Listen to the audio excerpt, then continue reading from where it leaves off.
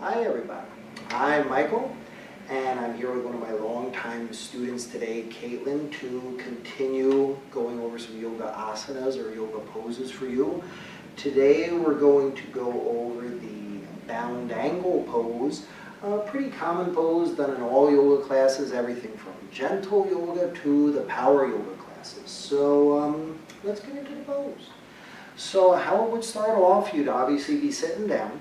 You would squeeze the knees into your ribs, depending on how your knees feel that day, and then the knees would open out to the sides with the soles of your feet together.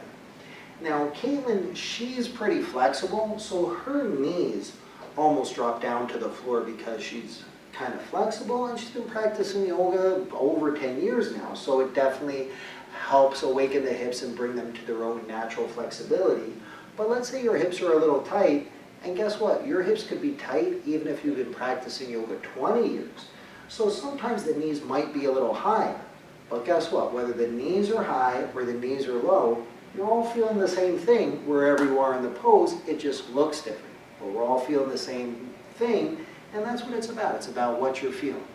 So right now, the heels of the feet are really close to Caitlin's groin and hips. So I would venture to say you're probably feeling a lot in the hips right now. All right, is it tolerable? Okay, so she's feeling a lot in the hips, and she can definitely deal with it, but sometimes when the feet are really close, you might be feeling way too much in your hips. So what you would need to do is slide the feet further away from your hips.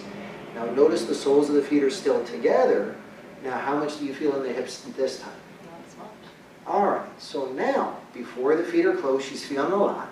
The feet are far away now, she's not feeling much of anything at all. So guess what? The perfect spot for you in this pose, somewhere between too far away and too close. That is your perfect spot for the bound angle pose. So Caitlin, exactly. Bring your feet to the place where it feels best for you. Now, she's taking care of her hips, she's taking care of her knees, the ankles, the toes, and guess what? This is why the pose is called the bound angle, because the ankles are bound and then the knees are at an angle.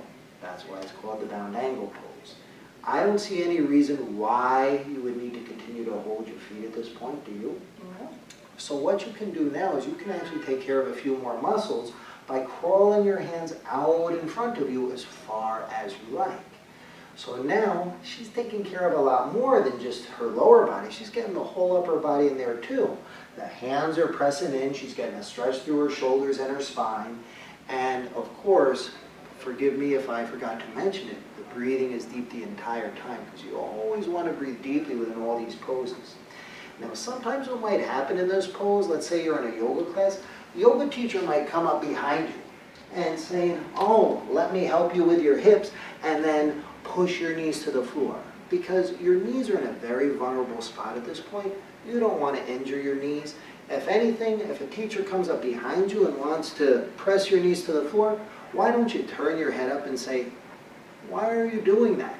Most likely the teacher won't even know why they're doing it. So, trust yourself, and I think you'll have the perfect yoga pose. So Caitlin, I don't know if you want to hold that pose any longer, but if you do, feel free to stay there. All right, everybody. That is the bound angle pose. Caitlin, thank you. Everyone, thank you at home. Have yourselves a beautiful day. Bound angle and more poses at yogabook.com.